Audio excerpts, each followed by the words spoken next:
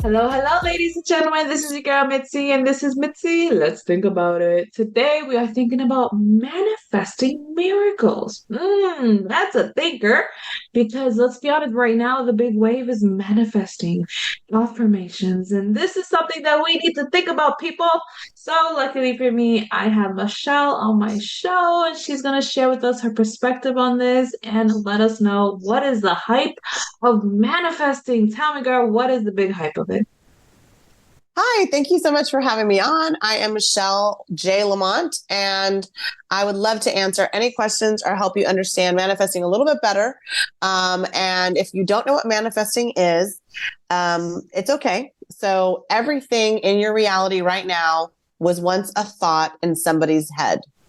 The shirt you're wearing, the chair you're sitting on, the table you eat at, the house, the plates, the food, everybody thought, wow, maybe I'm going to create a company that's going to make hot pink polka dot shirts or blue tube tops or iPhones. And so it was a manifestation that they were able to create in reality. And so is everything in your world. So you don't have to necessarily understand or know what manifesting is, but I can tell you right now, you've been manifesting your entire life. That's interesting. That is very interesting. So I guess the biggest question is what's the difference between hope and manifesting then? Well, I guess, that's a Oh, that's hope a is some thinker. Yeah. no, 'cause, well, hope is when you feel desperate. Okay. So you're kind of almost like in a lower vibrational state. You're almost like pleading or wishing. Um, Okay. and manifesting is understanding the metaphysical properties of quantum physics, but also understanding that in a vibrational universe, everything that you think about, you bring about. And so hope is desperation, where manifesting is actuality. That's interesting. I like the way that you put that. But I'm Yeah. assuming that you don't have to know quantum physics to manifest, though. Am I Well, no, right? of course not. I mean, babies manifest. They cry, booby appears. I mean, they manifested their milk, right? So we've been manifesting our whole entire lives. It isn't necessarily something new. If you're somebody who practices the Christian religion, it is featured almost 225 times in the Bible.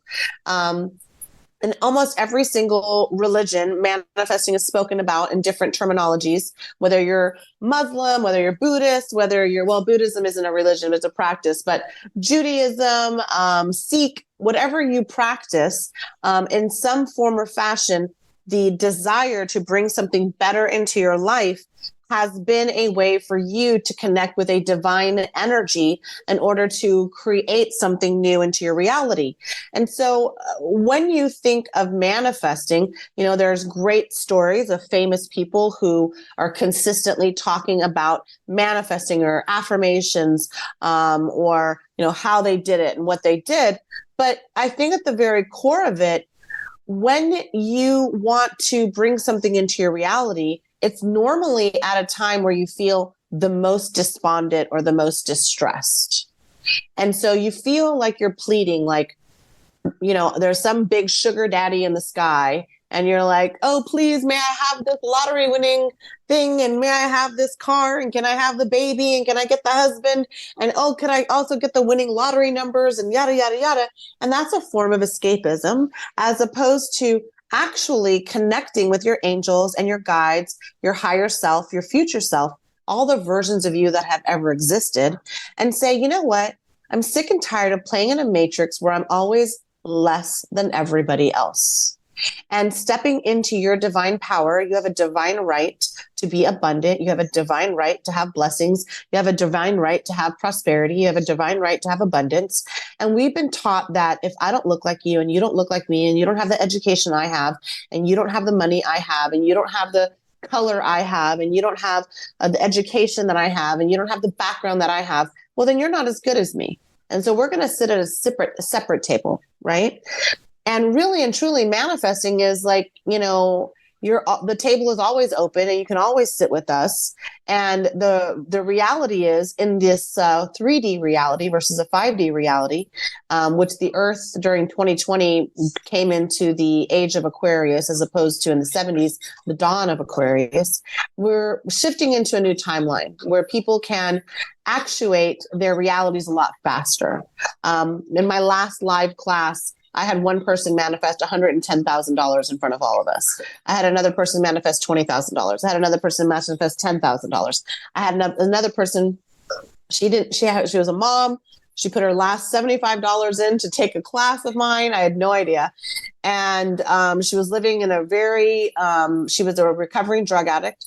And she had been listening to my podcast for about a year and a half. And she was like, I'm doing it. I'm taking one of Michelle's classes. So she started waiting tables and she set this money aside to sign up for one of my classes.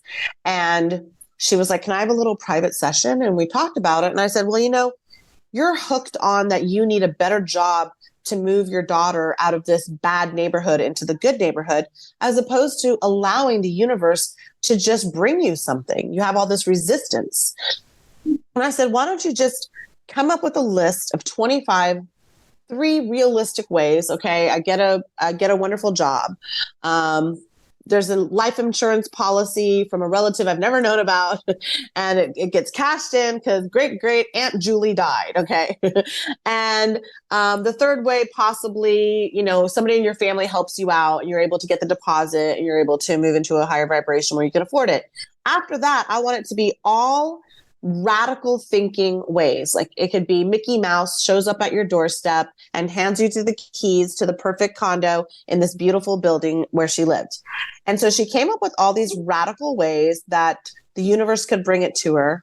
And this was a 6 weeks class. The class I have starting on Sunday is a 3-week class, but this was a 6 weeks class. And so she, by the end of the 4th week, had manifested somebody through a former employer of hers, had a apartment literally in the exact school district that she wanted her daughter to be in.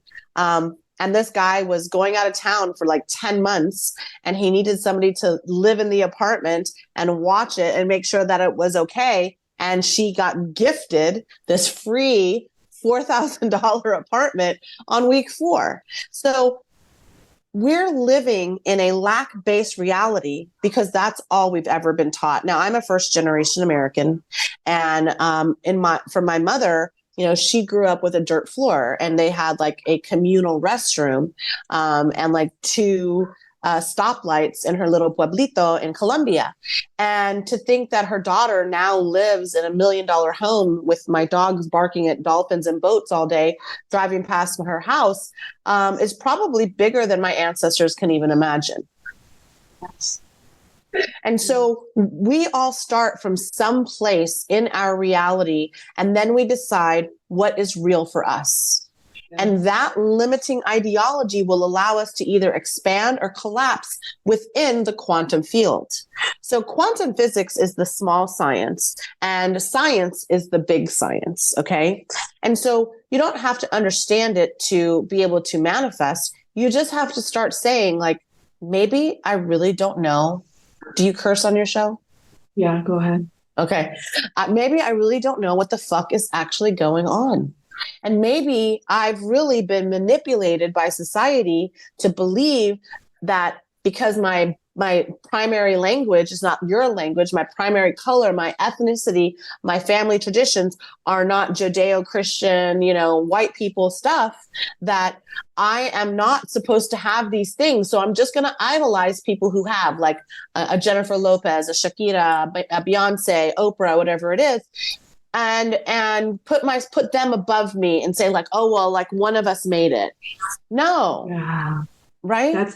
That has been the situation for years on end. That has been the way of thinking, and the way of thinking that has been passed down from generation to generation, of living in that survival mode and pity mode and limitations. And it just shows that, that that frame of mind never left them, because my grandfather, he went through the Great Depression, and when he went after the Great Depression, all he does is hoard.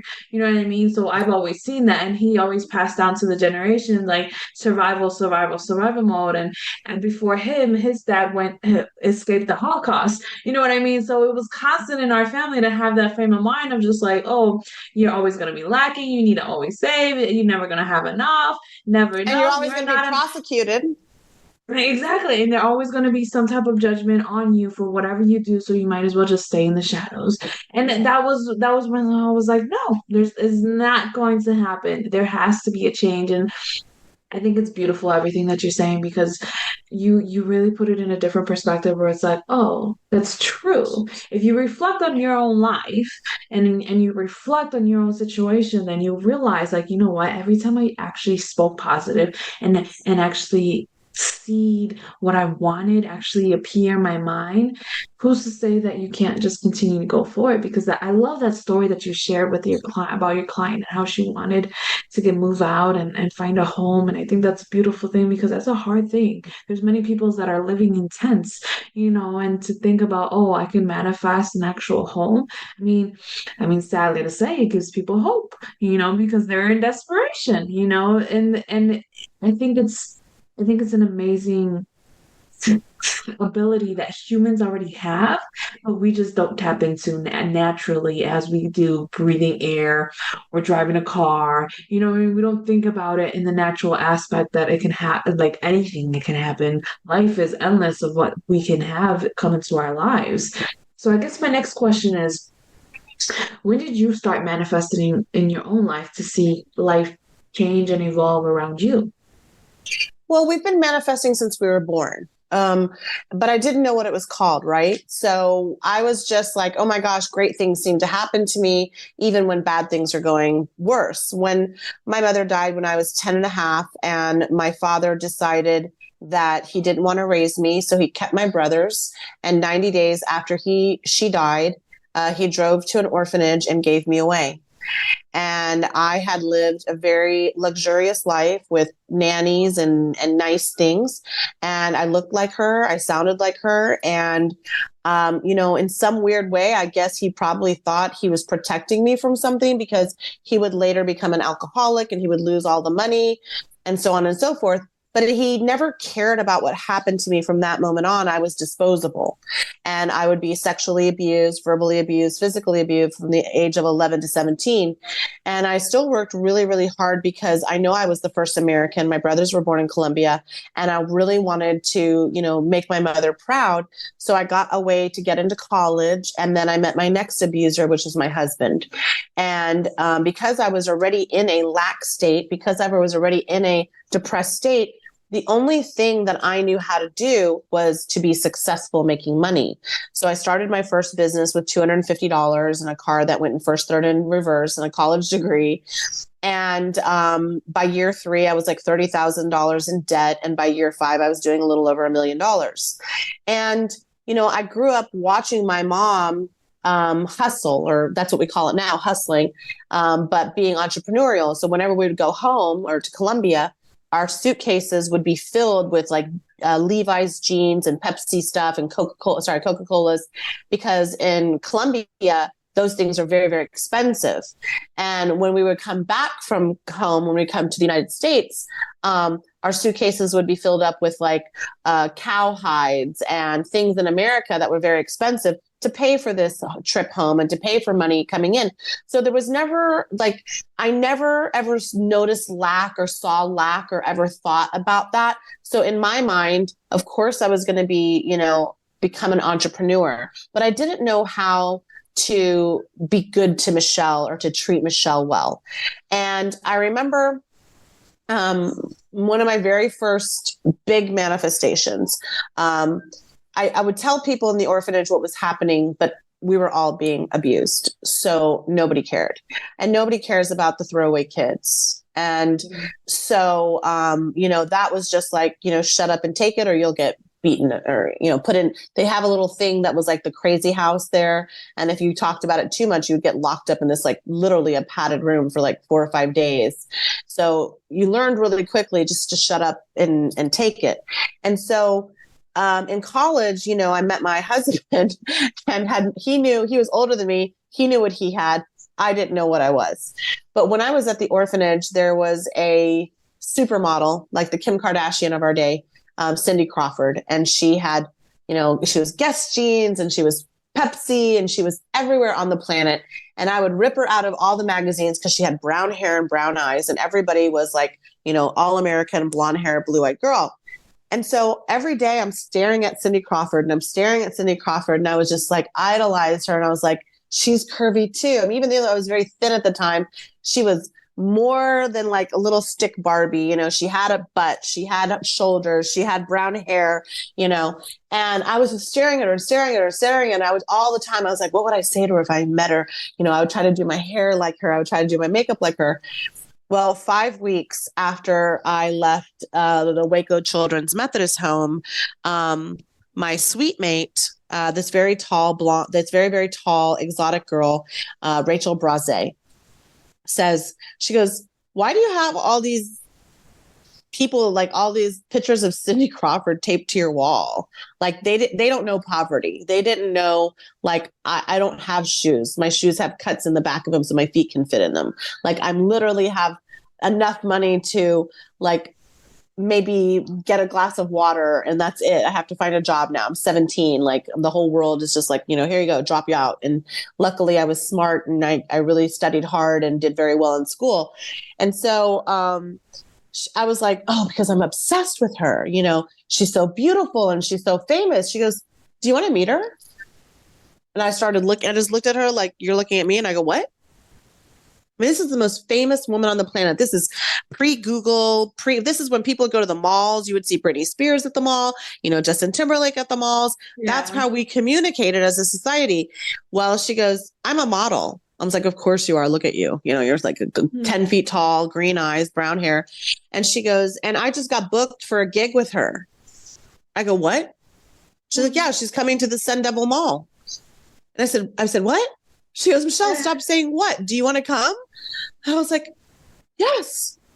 And 17-year-old me, who had stared at this woman for 3 years on her wall, was walking into a model shoot at a mall with the model that was second to Cindy Crawford as my suite mate. And if you go to my website, you'll see a picture with me and Cindy Crawford. I'm a little teenager. I'm like, ah. And I walk in and Rachel was like, hi, I'm working. And the guy was like, what are you doing here? Obviously not a model, 5'6". And I said, I'm her helper. and she goes, okay. And then Cindy Crawford literally heard the guy being a jerk to me. He goes, hey, don't talk to her like that. And I turn around at Cindy Crawford. She goes, do you want a picture? I was like, and she goes, and for those of you who aren't watching and listening, I nodded my head and, and we walked over. And as I sat down, she handed the guy what was our day Polaroid situation, handed him the Polaroid. And she looked at me, she goes, you could be a model. You're very, very beautiful. And like my whole world, like literally collapsed because Rachel gave me a sweater to borrow from the Limited, it was fancy, and Guess jeans. Like I had Cindy Crawford jeans on, and I was like, I literally in the picture, I'm like, the smile is like, there's no face left, there's just teeth. Okay, and oh my goodness. Okay, so the universe was trying to show me a story that I yet had not interpreted. But what I knew was if I concentrated on something super hard, that things would just appear in my reality. And so after many, many years of building multiple successful businesses and having 5 miscarriages, a C-section scar, no baby, and taking a lot of abuse from my husband, never physically, but mentally and verbally and emotionally, which is just as damning. Mm-hmm. Bruises go away, the other ones don't. I divorced him. I filed for divorce and I left him.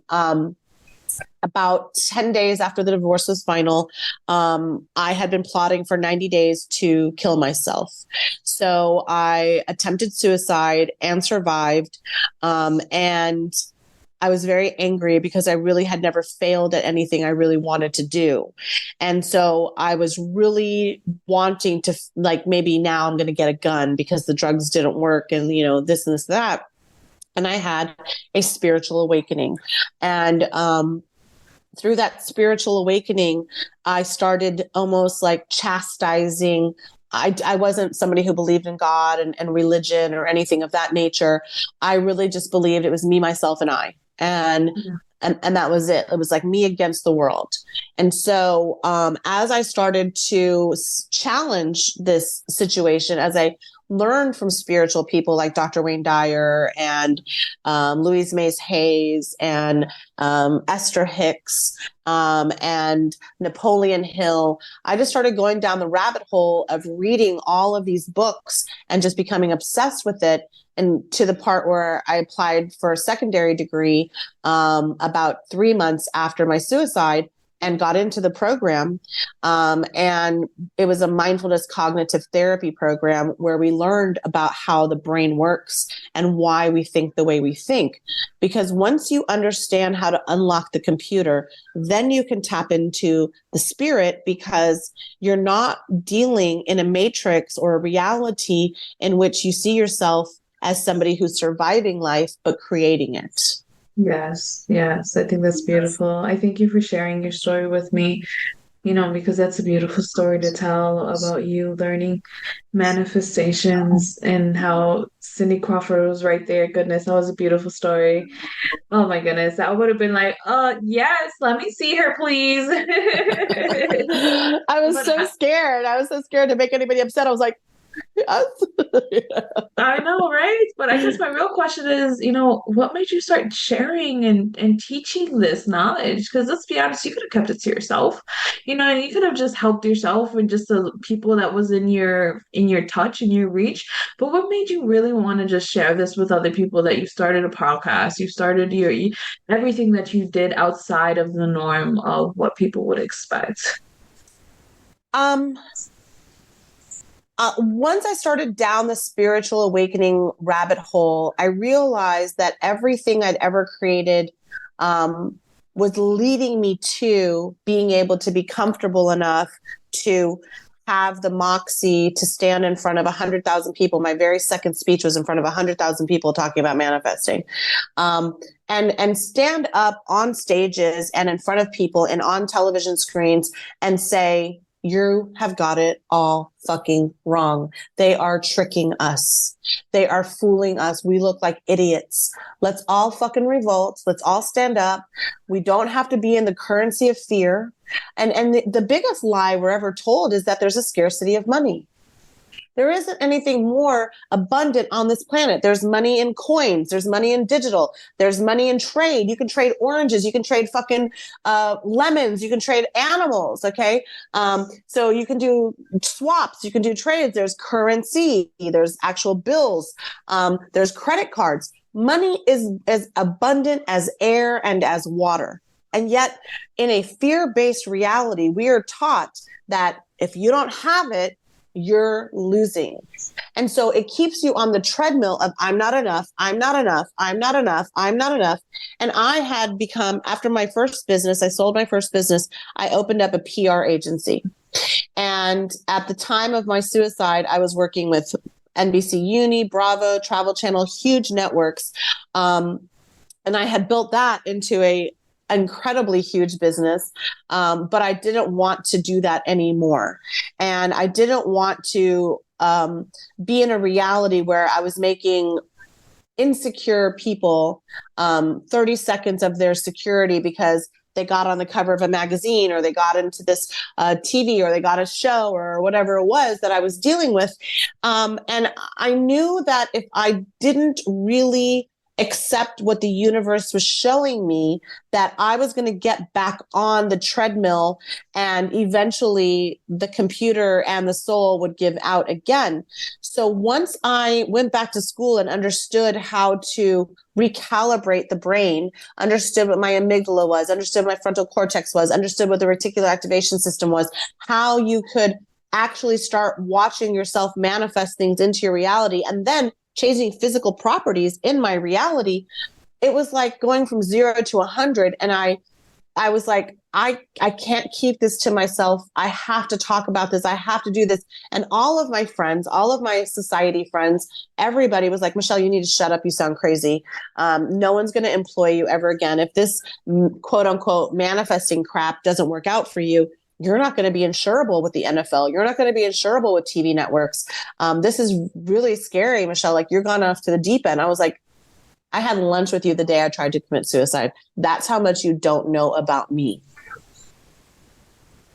There you go. And so if you step out of your comfort zone, if you are willing to say, this is the last day I'm living this bullshit reality, I'm living under your fucking rules, I'm taking what you're giving me, then the rules start to change in your fucking favor. And the more people who are lit up, the more people who are enlightened, the more people who know how to do this, the harder it is to manipulate the masses. Yep.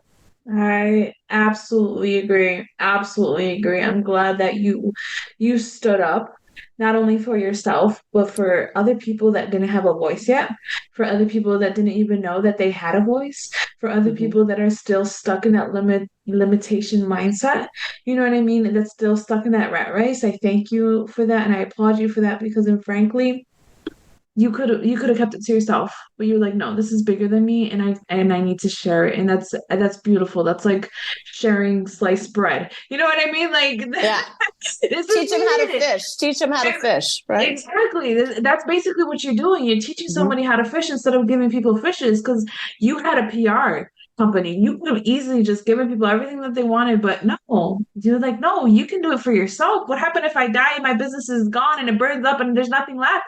What then? Then at least you could still learn how to manifest and still create the life that you always wanted for you. And I think that's beautiful because people need to realize that they have that power. People need to realize that, yes, it's not just some hocus pocus, wave a wand, chant some shit and knock some rocks over. You know what I mean? Like, whatever they call it. Like, no, you don't gotta sage your world. You just have to realize, like, this is science. Like, there's science behind this. If you actually study the mind, the mind will be so amazing. That's why I love psychology. That's why I love neuroscience. That's why I love that direction because once I got into that area, it was just like it's mind blowing to know how much we don't know about our minds. You know, they don't teach us that because if they taught us that, then they would realize how much we are actually capable of doing without pharmaceuticals, without all these medicines, without all of these other things that come into play. Because if we come back to the root of who we are, everything else would be okay. And I think that's why I'm so glad that you came on my show to share this. And I'm so glad to have this conversation happening because this is a needed topic and this is needed for people to just start shifting in their perspective and most definitely in a different way.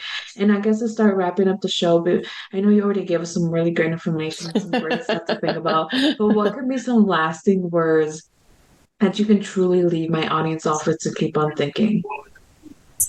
How's it going so far?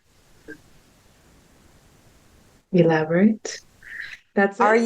Are you in the place, the time, the quantum field that you see yourself as the person that you think the highest of? Are you equal to the J-Lo version of your life? Are you equal to the Beyonce version of your life?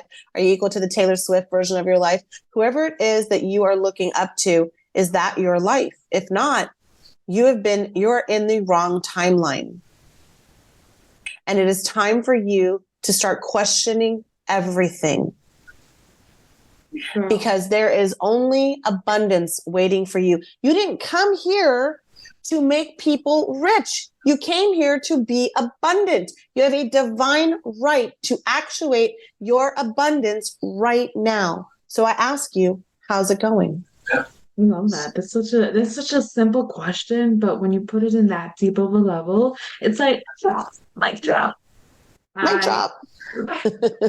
I love it. Oh my Well, goodness, I'm so Michelle. excited. I'm so excited because people that I might not reach who listen to your show who aren't on the metaphysical plane, and is one of the reasons that I wanted to be on your show and work with people like you, is because everybody that are always asking me to do things with, they're already knee deep into spirituality, and they've already taken 50 classes, and they've already done all these things. And I like to open up the rocks where people are like, is she a witch? If I'm a witch, I'm the good witch, honey. I'm the witch of abundance, okay? I'm the witch, I'm the white witch, I'm the Wizard of Oz. I'm telling you, like, there's no place like home, and you're home. And so I want Oh, people to question it all. I want you to say, this is the first time I've ever heard somebody speak like this. What is she talking about? Because I had to have that experience too. And there wasn't any Michelle's walking around doing this. It was actually somebody who had died that I had been spiritually awakened to see one of his videos that were super old on YouTube. And I was like, I'm sorry, what? And that 1 30-minute YouTube led to 16 hours of watching him, and then continuing to grow and grow and grow to the state that I'm in now. I mean, my podcast just hit 400,000 and it haven't even been 3 years. that's amazing. That's And amazing. one mic, no guests, no advertising, nothing. Just my intention of calling in everybody who is ready to transform their life. And I make every podcast like a 30-minute tutorial, because I know that if you're sitting in a place where you're barely making it, maybe you're in a relationship that sucks, maybe you're staying with somebody even though he treats you like that or she treats you like that, or wherever you are, because you're scared to move forward, that you may not have the situation, the courage, whatever it is, to sign up for something or do something. Well, I have 226 episodes that are absolutely free, and you have no excuses. You just get a pen and paper and your time while you're doing the dishes, while you're walking the dog, while you're in the shower. I don't care when. Listen, start tuning in, and let your angels and your guides and your higher self and your future self. There are all these different podcasts, hundreds of thousands of podcasts available. Why did you decide to listen to Mitzi's podcast today? Your future self wants you to wake the fuck up. That's why. I love it. I love it, Michelle. I swear we could just keep talking about life and so many things for hours on end. This has been such a great conversation. I'm telling you, if you did not get all those mic drops. I mean, there's mics all over the floor. We just gotta get a broom and sweep them all up. Like, goodness gracious. I know. It's been such a great time, Michelle.